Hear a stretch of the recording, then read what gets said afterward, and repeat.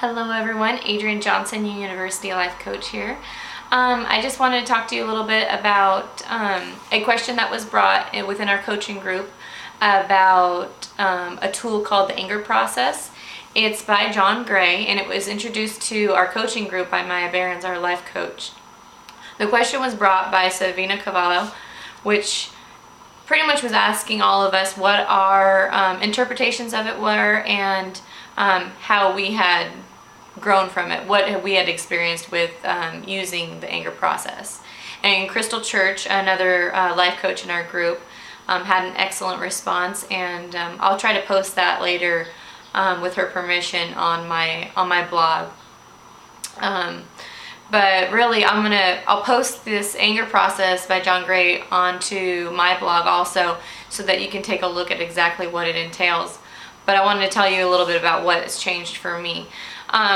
Maya introduced this as a great way, and I think that the reason that she introduced this to the group was specifically because I had been having trouble with keeping my temper. I am short-tempered. I get all wound up. I get overwhelmed, I get stressed, and I start to feel like I need to growl at everything, and I snap at my children. I'll spank them when I don't like spanking, period. But I get really overwhelmed and I get stressed out. And I know why I do this. I know where I learned this trait or learned this way of coping with stress was from within my family. And although my family has grown a lot since I was subjected to that and had that in our house or when I was little, now it's my choice. Now it's my obligation to be a better parent. And so I'm really glad that Maya introduced this to us. I found it quite amusing to look in the mirror and look myself in the eye and I have to go through the process of anger, blame, getting really ticked off at myself and yelling at myself, and then just going through the process. And you end with, your complimentary self, you talking to yourself, telling yourself in a strong voice how wonderful you are and all the gifts that you have and the wonderful things you have. And because you're ending on such a great note, you feel it's just another way of self-care. You just feel wonderful. You feel really good. You know that you can accomplish the things that you want to do.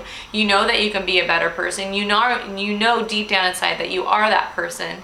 And it's just a really cool, easy thing. But you have to get up, you have to get in the mirror, and you have to do it.